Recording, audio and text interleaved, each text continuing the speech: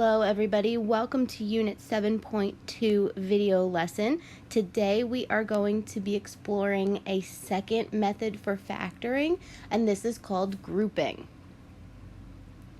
So grouping is going to be in a situation where you have four separate terms, and there is no GCF between all four of them.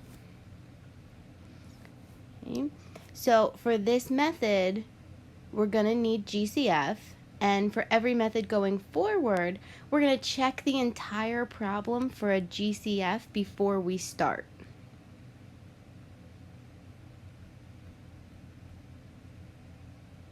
So here is how we're going to factor by grouping. Okay, so I have a four-term expression here, and if I look between all four terms, they have nothing in common. 2, 12, 5, and 30, I can't take anything out, and I can't take out a variable because the constant term does not have one. So what I'm going to do instead is put parentheses around the first two terms and the last two terms. Okay, and when I do that in the second group, I want to make sure that I include that sign on the 5x. So you want the plus to be inside the parenthesis as well.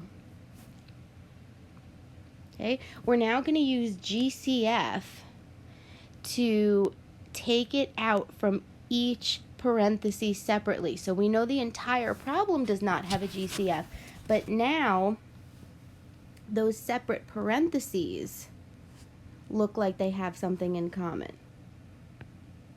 So I could take a 2x out of each of those, and I could take a plus 5. You want to make sure that you take a sign out of the second parenthesis.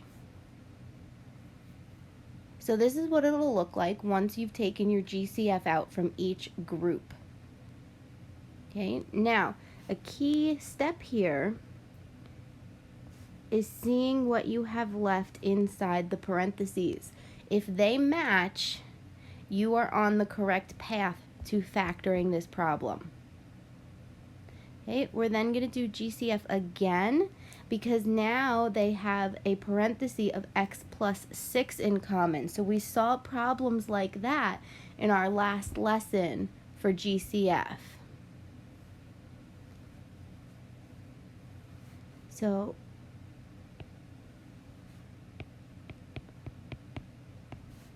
we would be taking out this x plus 6, okay? So our final answer would be x plus 6 times 2x plus 5. So that is the process for grouping. Since the entire problem does not have a GCF, we're going to put parentheses and make two smaller groups that potentially have something in common. So let's take a look at some examples.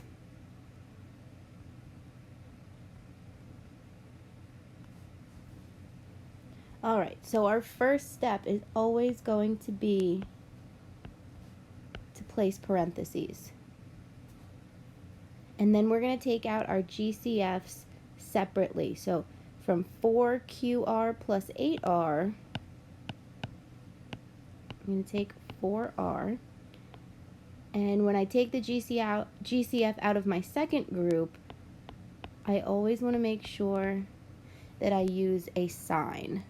Okay, so how do I determine if it's positive or negative? It's always going to be positive unless this term is leading with a negative, because if you remember from GCF, we don't like our parenthesis term, the first term inside the parenthesis, we don't like that to lead with a negative. Okay, so if we take out each of our GCFs, so I'm left with a Q plus 2, and when I take out a 3, okay, I'm again left with Q plus 2. So I know I'm doing the problem correctly because my parentheses are the same. All right, but now you need to do a second round of GCF. They have a Q plus 2 in common. Okay, so remember, when we take that out, it cancels. and we are left with 4r plus 3. Okay, and that's our final answer. So we could FOIL this to check. And as long as you get back to your original problem, then you grouped this correctly. Okay, let's move on. So again, we're going to put parentheses and take out our GCF. So we should be getting better at GCF at this point. All right, so now, see, in the second group, I'm leading with a negative.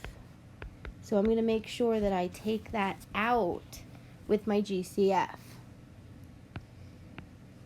So I'm left with a b minus 3.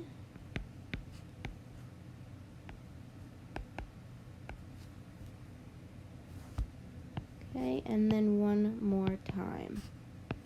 So we want to make sure that we're showing taking out that b minus 3, dividing it out.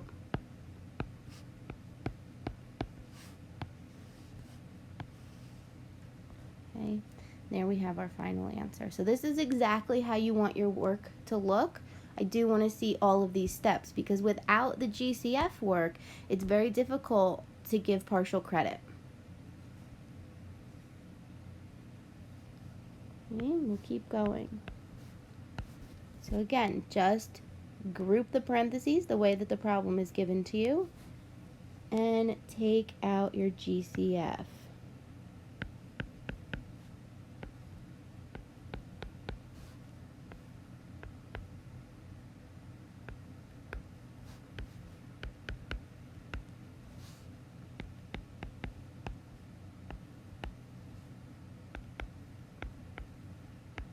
Okay, so after my first GCF, I'm left with a 2y minus 5z.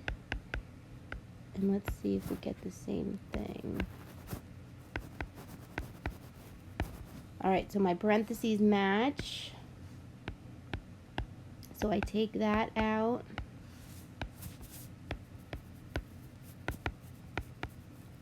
To finish our problem. Okay, so your final answer should always be 2 binomial parentheses. So you want to make sure that you're finishing the entire problem.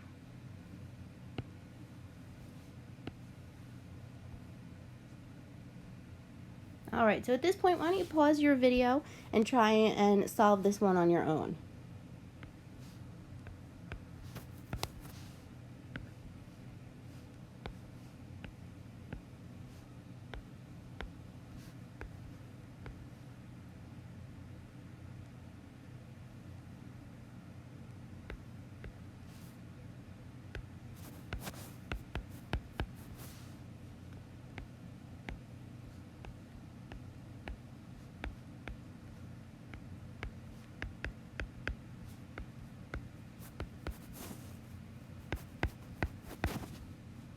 Alright, so I've identified the correct GCF because my parentheses are the same, so I'm going to take that out.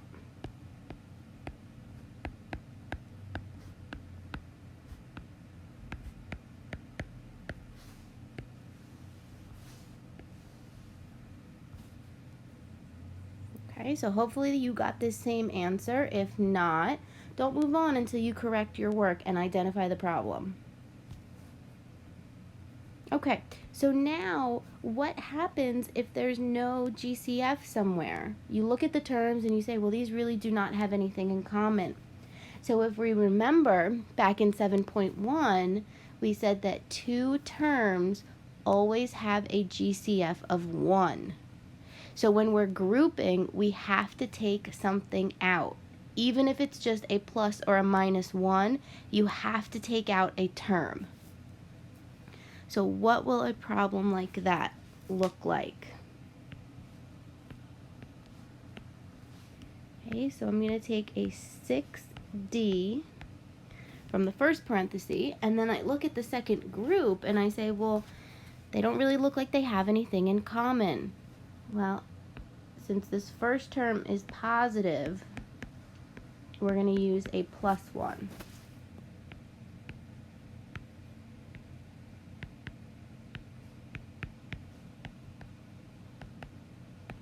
Okay, so we need to have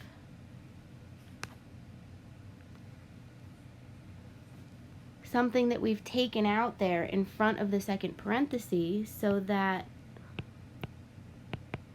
when we do our second round of GCF, we have a term there. You want to have two terms on the outside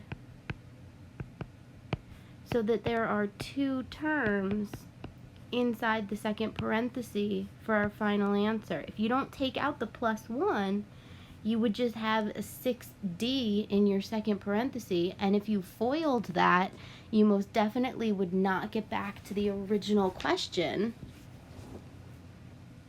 which means that that was not factored correctly. Let's do some more of this.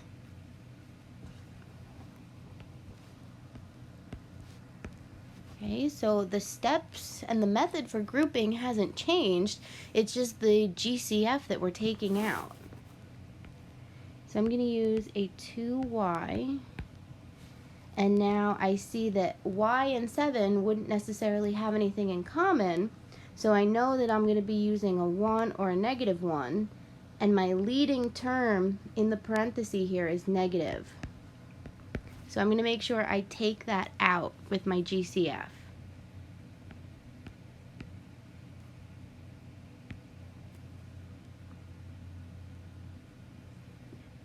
So we put GCF on the outside. So, oh, can't get this one right. So I'm left with y plus 7. Take out a -1. Remember, you're always dividing when you take out the GCF. And since the parentheses match, I can take that out in my second step.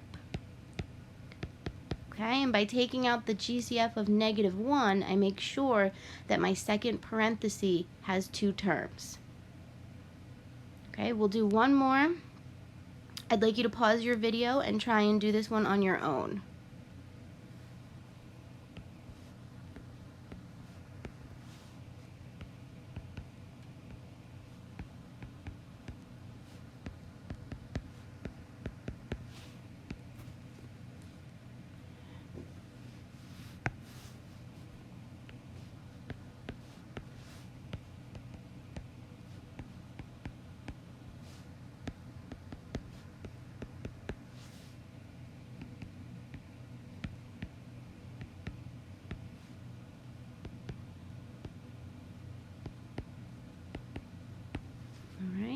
So I took out a +1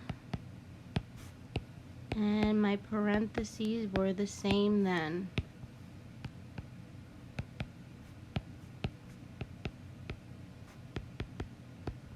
Alright, so hopefully you got the same final answer that I did. Okay, so that is everything that we need to know for grouping in every type of problem you could possibly see. Please make sure that your notes are complete. Write down any questions that you have so we can answer them during our next class. Thank you so much for watching, guys. I'll see you next time.